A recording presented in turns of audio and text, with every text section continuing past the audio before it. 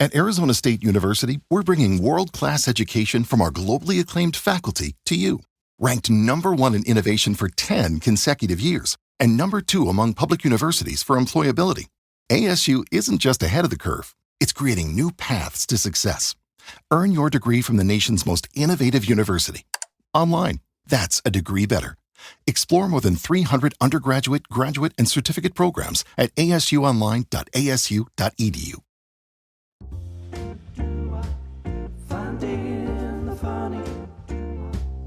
Finding the funny.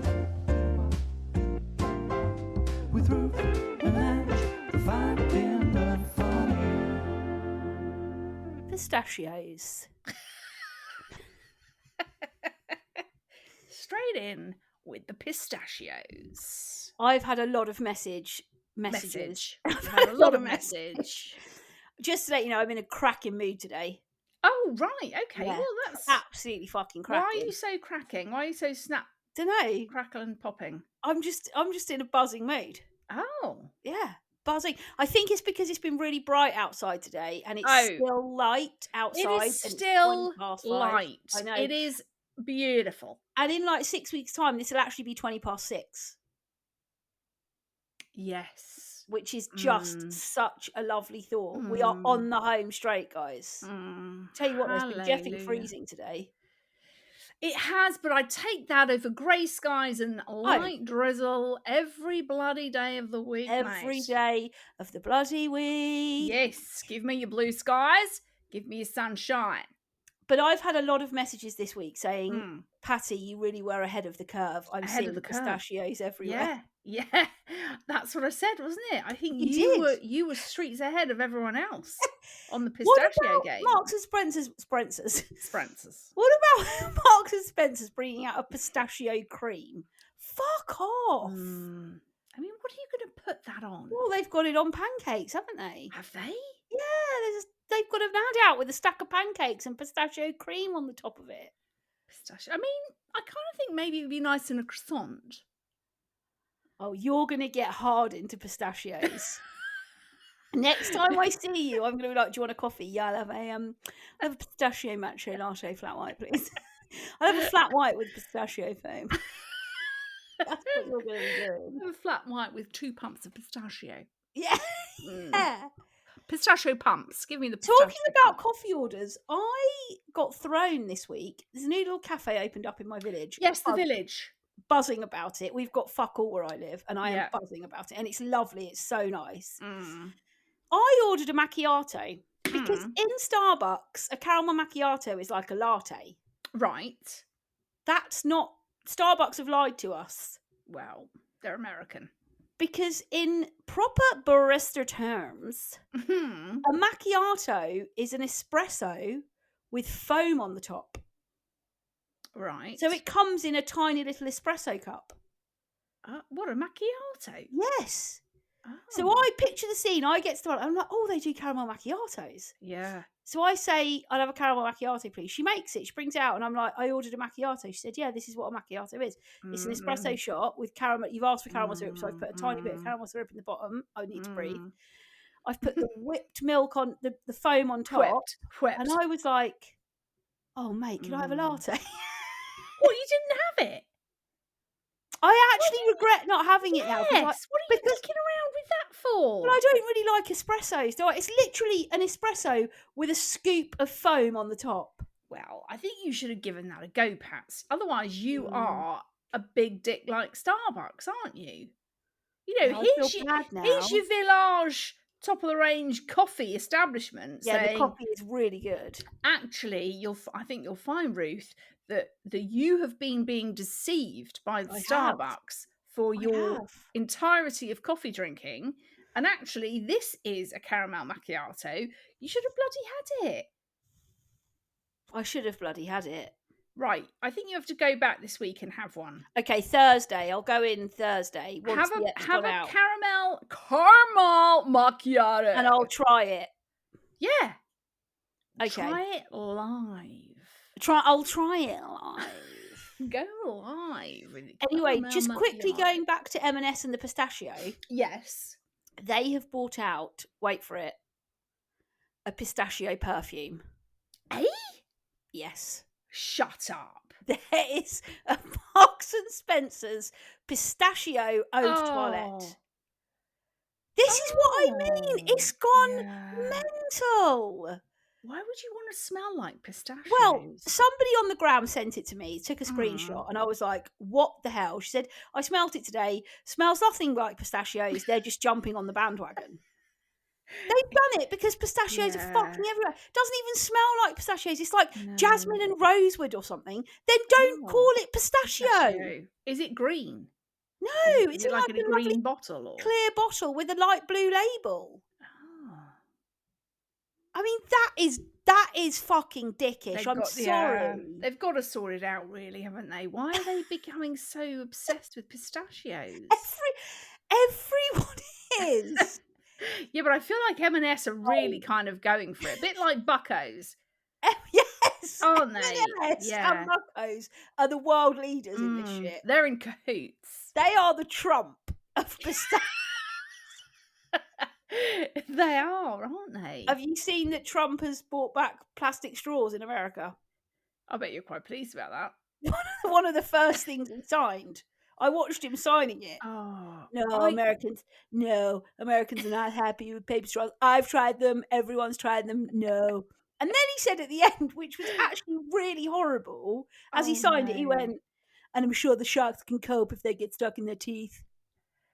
I mean, the guy's an absolute prick, isn't he? What a horrible thing to say. Also, when he signs all those bloody orders and shit, the way he signs them, it's like a big fritter. I know, he has to.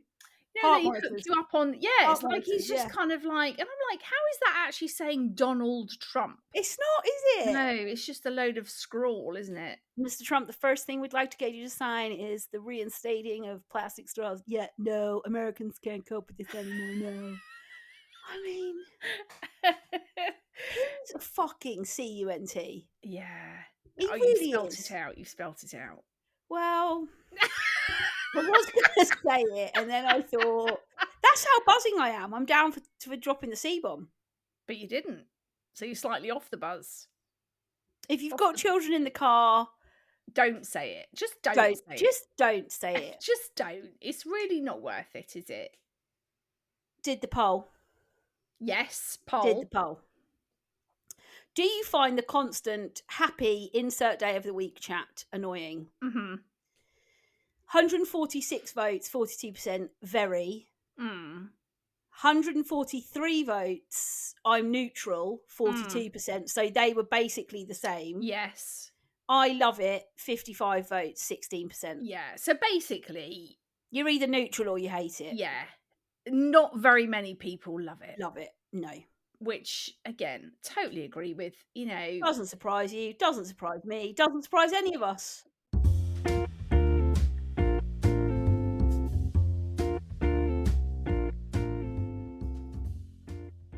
I saw a funny thing that I actually sent to our siblings chat, which you laughed at and James ignored. Yes, no response from the G-Brain, no. There is nothing funnier than a fully grown man carrying a rucksack. Got all your little things in there, have you, mate? Grow up.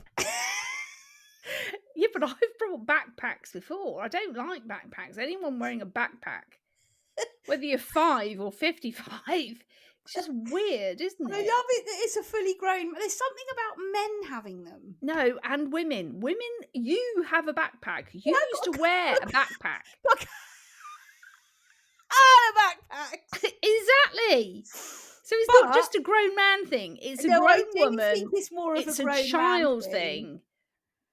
I think the only reason you can get away with a backpack is if you are a child and your lunch is in your backpack. What about if you're just a child and you've got some toys in there? No. Get a bag. Get a crossbody. Get a carrier bag. What, a child? Because that's bad for the environment. Get a cloth bag. What, as a child? Like a tote bag? Yeah.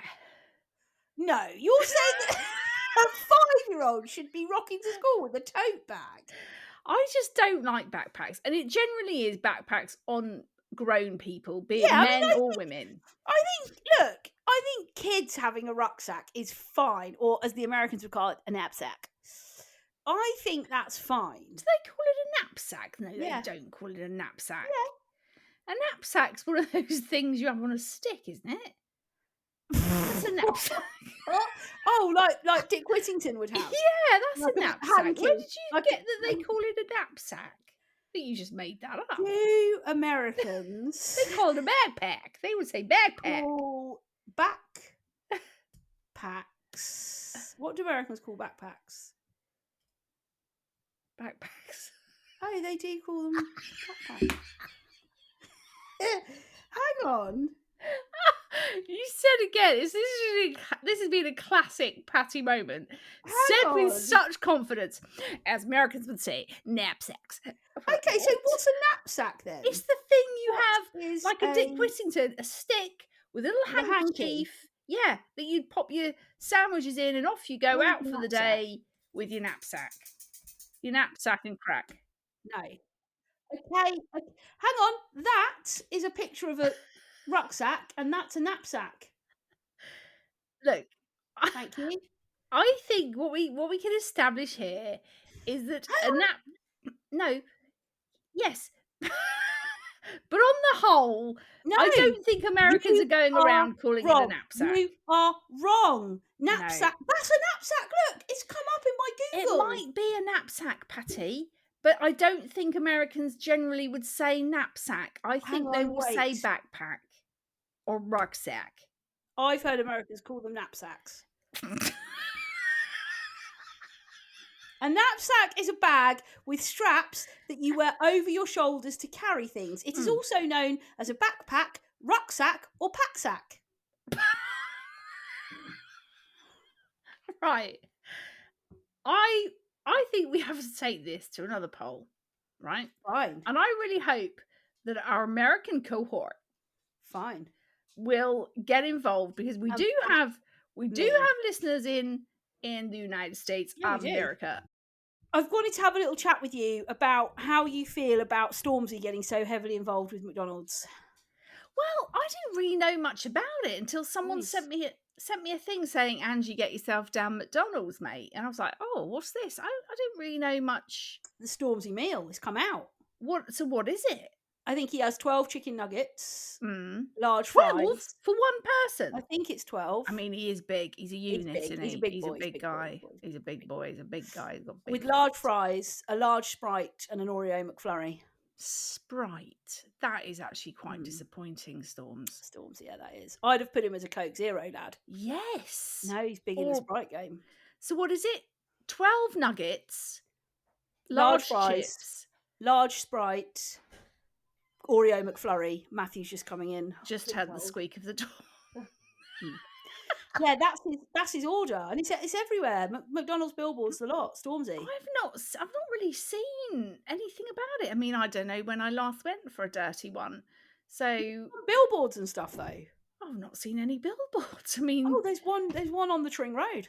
I think this is another pistachio moment. Do you? I do. I think you're ahead of the game. I wonder whether other people are going to do it. Like next month's going to be like Ed Sheeran's order, and it's a great little PR stint from. Oh, apparently you can drive up and say, "Can I have the store?" It's called the Stormzy. I mean, what do you reckon he's getting paid for that? Oh, moolah upon moolah. He's putting it in his knapsack. Anything else? You got any other? I did have another one here. Go for it. Another AVP. British people will never faint until they've managed to give the apologetic warning of, sorry, I think I might be about to faint. That is so true. I've never fainted in my life. Yeah. Have I never told the fainting story on here? I don't know. I can't remember. God. I was dressed when I used to work as a clown. Yeah. We were at a fete. Boiling hot fucking day. I'm dressed as a kangaroo.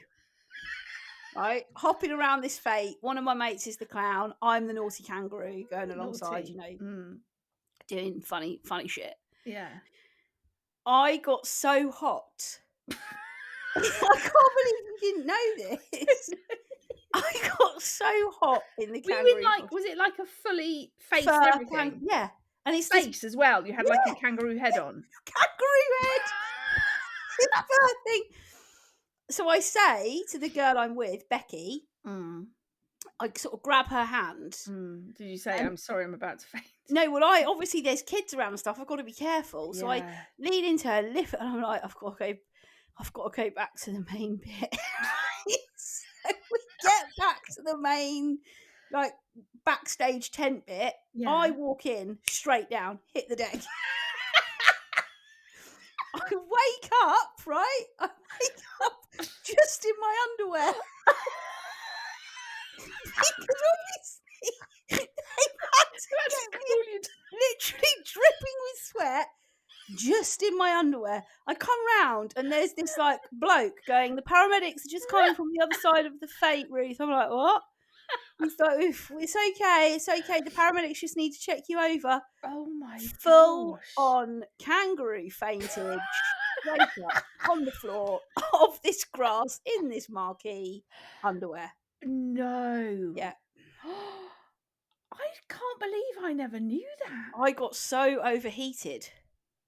That is actually one of the funniest stories you've ever told. It's so funny. Is that the only time you've ever fainted? That's the only time I've ever fainted. Yeah, I've never fainted. I mean, not a surprise. It was like 25 degrees. I'm hopping around in a fucking furry kangaroo outfit with a kangaroo head on. I mean, you would not be allowed to do that in this day and age. There'd be a whole health and safety debrief going on there. Today, hello everybody. Today we should have had a kangaroo. On You'd have been, put against machines. You'd have been made sure, is it okay for her to have, maybe she should just have the suit on without the head. Yeah. I'd have had a Britney mic inside that I could have radioed to the main event. Excuse me, I'm getting really hot. I'm going to have to come back for a drink. I'm going to faint. I'm actually going to faint where I am. I can't actually believe I managed to walk back to the marquee thing. I remember walking thinking, I'm getting so dizzy in here. Yeah. Oh my gosh. Yeah, totally. Hit the deck, wake up in my underwear. Pants and a bra. But some people are really prone to fainting, aren't they? Oh yeah, it's a big deal. It's a big thing. I've never fainted and I've never had a nosebleed. You've never had a nosebleed? I have never had a nosebleed. God, I get nosebleeds all the time. Yeah, I suffer with nosebleeds actually. Yeah, I just don't. I think I'm probably quite a minority of people actually. Yeah. I bet there's a lot of people that have fainted and had nosebleeds, and there's probably not a lot of people that are like me. No, I would agree. I think nosebleeds, probably there aren't many people who've never had a nosebleed. Yeah, never had a nosebleed in my life.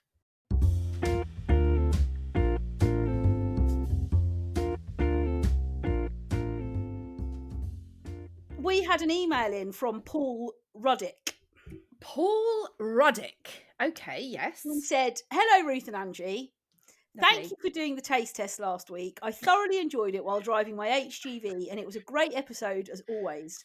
You have now got my partner and I addicted to the Sainsbury's chocolate and salty caramel hot cross buns. They are so delicious.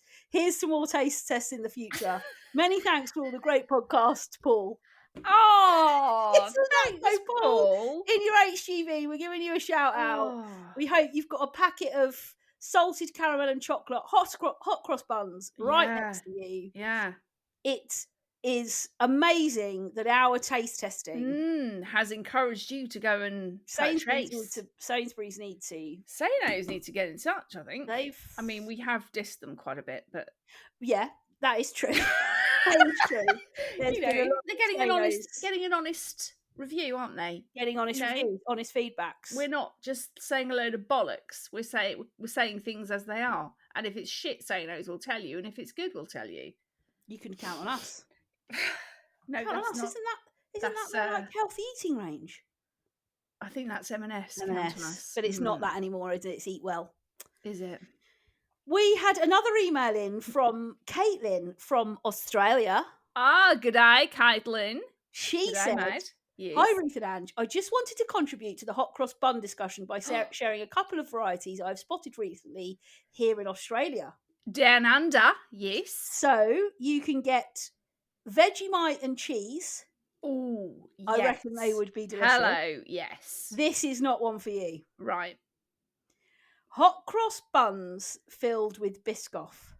Oh, disgusting. What are you doing? Made with irresistible and delicious Biscoff spread. No, I mean, I can't stand stuff anyway, so you just forget it. And then she's put underneath, Biscoff is like pistachio, isn't it? It's being added to everything now, and it also needs to calm the fuck down. Yeah, it absolutely and then does. she sent one which is called fairy bread. Eh? So this says, a modern twist on an old classic white chocolate funfetti hot cross bun with sprinkles, all set to top and serve. What? Then she puts, FYI, fairy bread hot cross buns. If you haven't heard of fairy bread, it's an Australian childhood birthday party staple. Oh. Essentially, just sprinkles on top of white bread and butter. Wow, that's a bloody heart attack in a piece of bread, isn't it? Not just that, just sprinkles. Yeah. You just make, it's like a sprinkle sandwich. That sounds disgusting. I think we should do a taste test of that next week. Yeah, what, like do our own fairy bread? Just get a piece of white bread, butter, sprinkles on it, just bring it to the episode and try it, because that is an Australian staple at birthday parties. I'm white really bread surprised about that. With sprinkles on. Fairy bread hot cross buns. Okay, well, let's do that next week then. Let's do a bit of Australian fairy breads. But I bet the Vegemite ones are lush. Yeah. I love the fact that everyone's got so invested in our taste testing. Honestly, I've had loads of people message saying, thanks for telling us, I love the cheese ones, I love the Sainsbury's salted caramel ones. Oh, we'll have to do, maybe we should do some pistachio taste testing, Patty. I can't have pistachios. Oh, bollocks, yeah. I tell you what I did although it would be quite fun if you had some sort of anaphylactic shock. Quite fun! I mean, I don't get anaphylactic shock, it just makes my lips go really weird and horrible. Well, that would be fun. Talking of anaphylaxis, talking of taste tests, I tell you what I've tried this week, which I actually think are absolutely delish of the YCA. Yes. Chocolate-coated custard creams. Eh? So M&S have got extremely chocolatey coated custard creams. What, so is it the custard cream just dipped in chocolate? Or is it like the actual biscuit of the custard cream is chocolate and then the filling is custard cream coated in thick milk chocolate. So a bit like a penguin. And they also do bourbon ones, but they're better than penguins. Oh. Honestly, they are so good. Are they? I like to have a little one in the afternoon with a cup of tea. Oh, yeah. And how are you going with your tea? Oh my God. The malty Yorkshire biscuit tea. That's my tea. Is it? Did you ever try the shortbread one though? Have you tried that? I went into M&S yesterday to do our shop. You're really becoming a big M&S whore. I am. Yeah. Aren't you? I'm going all out. You are really whoring it up. Whoring. You're living a whole different life. Mate, I did our food shop. Because I had to go in and get those hot cross buns last week. Yeah. Which they didn't have any. Yeah. But I went into, and I was just like, I'm just going to do my food shop here. I can't be bothered to go to be asked. Yeah, and I obviously had to go to other shops anyway. So I was just like, while I'm here, I'm just going to do it. Yeah. Game changed last week. The food we ate was so good. Yeah. Yeah. I said to Matthew, that's it now. That's it. You're totally a whore, an M&S whore. Yeah. So anyway, I thought it was quite fun to talk about other other sort of delicacies. Let's make a fairy bread sandwich. Fairy bread sandwiches. We're going to try them next week. Who's that email from there? That was from Caitlin. Caitlin. Okay, mate. Yeah, Caitlin. We're going to do our own fairy breads. Yep. For next week. So tune in.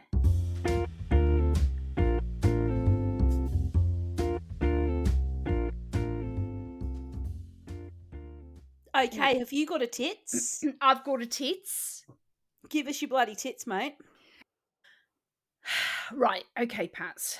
The thing that has been getting on my shitting tits, my big, massive jugs, is this whole viral thing about taking your younger self for a coffee. Oh my God. What? Who started this bullshit? What has happened to the world? Yeah. Everyone's gone absolutely jeffing crazy for it. And I was like, what? I met my younger self for a coffee. I had a latte. She was surprised. I said, "Don't worry, we like coffee now." What? I know. What is? She had obviously been on a night out. I could tell her hair was down and it looked messy.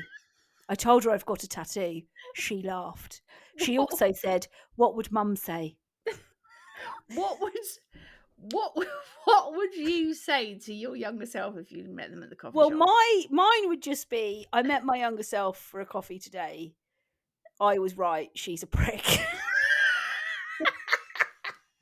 I have remembered very clearly what a brat and an idiot my younger self was. I really hope I never have the nightmare of having a coffee with her ever again. What age do you think people are going back to meet? Well, like 18 or 17, something? 16, Yeah. 17, 18, like I asked, "Are you still with him?" I nearly spat my coffee out and said, "Don't be stupid. We moved on months ago." Fuck off. Yeah. What would you say to your younger self? Flash the window cleaner more. He was fit. Don't keep the towel wrapped around tight. Make sure you take Drop it it. off. Drop that fucking towel, Angie. Every single occasion you can. Yeah. Drop it and get with it. Yeah. You know, that once a month when he comes to do your ma and pa's windows. Yeah. Drop the towel, get out. I'd also say you had great breasts. You'd say something along the lines of, "I told her to enjoy those ripe breasts." Yeah. They sag after they sag after you've had kids. Yeah. Once your kids have suckled on them. Happy listening, Joel. Honestly, that whole trend. Yeah, it's a load of bullshit. What isn't it? I saw the Queen Hirons just put up a story, and it just basically said, "Why the fuck is everyone taking their younger self for a coffee? Stop it!" I know. It's just like, where does it come from? Who decides to do that? And then everyone just jumps on a bloody bandwagon, don't they? It is such a crock of shit. Yeah. It also doesn't make any sense. No. It just doesn't make grammatical English sense. Like, it just, the whole way that they're written, like, yeah, the way they talk to this younger version of themselves. Honestly, that is just, it needs to get in the bin. It needs to get in the bin. Yeah.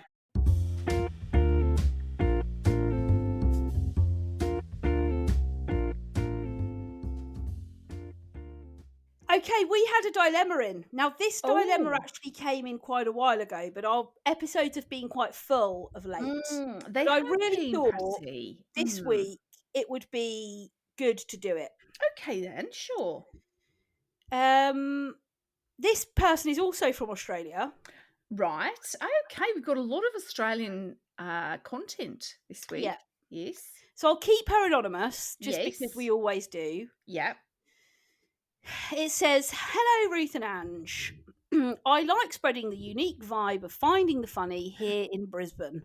Oh, bonza. That is bonza, mate. Anyway, here's my dilemma. Yes. As a single Gen Xer juggling full-time work, kidults, and aging parents equally badly, my time is precious. Mm-hmm. I have a friendship group dating back many years, and like your lovely selves, cherish my friends and value spending time with them. However, I've come to realise we have a chatty Kathy in our midst, and our catch-ups have become a one-woman show of me. Now let's talk about you. What do you think about me? Increasingly, I come away feeling frustrated and empty without really hearing what anyone else has to say other than Kathy. I recently raised this dilemma with my sister, and she instantly recognised the chatty Kathy in her group too. So, what do you do? Sadly, implement some group guidelines, approach Kathy directly, or even exclude her from future catch-ups. Ooh. I'm hoping the Finding the Funny family can come up with a more plausible solution than the ones I have said above. Anyway, your Aussie fangirl, and then her name. Ooh. Now, she did then send a follow-up. Mm. She then sent... P.S. At our most recent catch-up, one of my closest friends didn't come. When I followed up with her to check she was okay, she said she just couldn't face chatty Kathy. Please help. Ooh. This is a... Do you think you have a chatty Kathy in any of your friend groups? I think it might be me.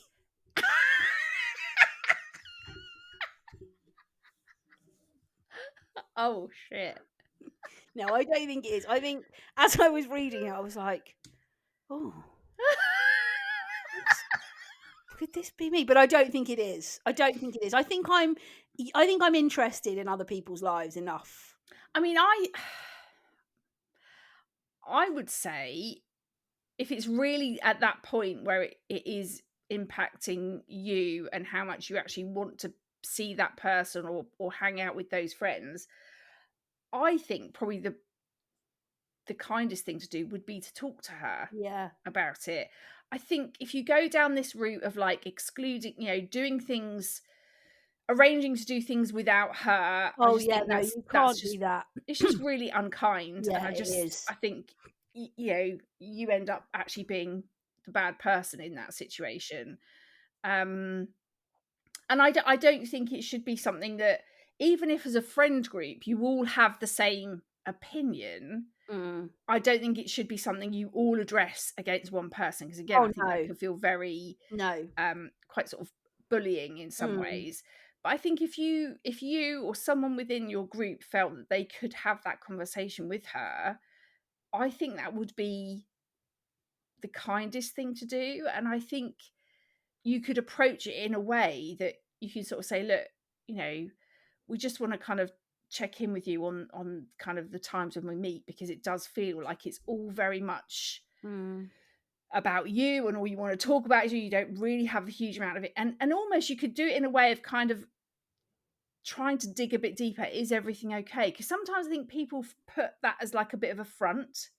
If I keep talking about me, if I keep making everything about me, then I won't have anyone asking me any questions about anything. It's just, I can just kind of control the room. I can control the situation. Yeah, and I think that's actually a really good point, because I think when you think about like attention needing behavior, I hate the term attention seeking. I feel like it's not a particularly nice term. I think attention needing, there is something that she is trying to fulfill, isn't there? You could flip this and say, rather than, although it's really hard, rather than seeing it as she's taking up the group, I suppose I would say there's a way you could say, I wonder why she's so attention needing. Exactly, what is this behavior as a friendship group trying to tell us? And I don't know if there's somebody in the group that's perhaps particularly closer to her, and I would say, if this was me, I would probably just see if she'd like to go out for a coffee. Yeah. Really try and listen to what she has to say, and just say, look, I've really noticed that you can sometimes take over dominate a little bit in the times that we're all together, and we all love you and we all really want to hear from you, but actually I want to check that you're okay, because I've noticed that that's happening, and I feel you could be trying to tell us something in that. And other people have noticed it, and I just wanted to take a moment with you to just say, if you need to offload to somebody and you need to talk, I'm here. Like between those times that we see each other as a group, you can always WhatsApp me, you can always talk to me. And I would address it in a way that says, I've spotted this, I'm curious about it, I'd love to know if there's something underlying. Now, it might be that she's like, no, everything's fine. And then I think I would be saying, well, actually, sometimes when we're all together, we love you dearly, and obviously we all want you there. But and you'd have to own it and say, look, for me, sometimes when we're all together, it feels like you dominating the conversation is a bit much. And I don't want us to fall out. I don't want anybody in this very strong friendship group to feel like we're different with you, or that we're moving away from you, or that you feel like you're not accepted in this anymore. So we just need to tone it down a little bit. It's becoming a bit all encompassing. And I think if you go in with the kind of is everything okay front first, Yeah, definitely. it will come across in a I'm you're my mate. I just want to make sure you're okay. And if it's a bit of the everything's fine, I'm actually completely oblivious. Yeah. Then I think it might be a bit more of a challenge. kind of okay. Yeah. Then I'm going to have to maybe say some more difficult things now. But I think that would be the kindest way of going about it, and then kind of just see what the reaction is from there, and you're kind of going to have to just see how that goes. But yeah, I think that's a first point of call would be that. Well, we hope that's helped. Sorry it's taken us so long to get to your dilemma. The episodes have felt quite full over the last... They have actually. Alex! They've been filled with hot cross buns. Hot cross buns. Buns. Share my buns. Well, the end of another episode. There we go. Pat, it's been quite a big fat packed one, that one, isn't it, Pat? Remember, there's loads of ways you can get in touch with Ange and I. You can find us both on Instagram. I'm at Ruth_Corden. She's at Ange Corden. You can find the podcast on Instagram, Facebook, TikTok, and YouTube. Just search Finding the Funny Podcast. Or you can send us an email, findingthefunnypodcast@gmail.com. But Ange and I will be back next week, helping you to find more of the funny. Finding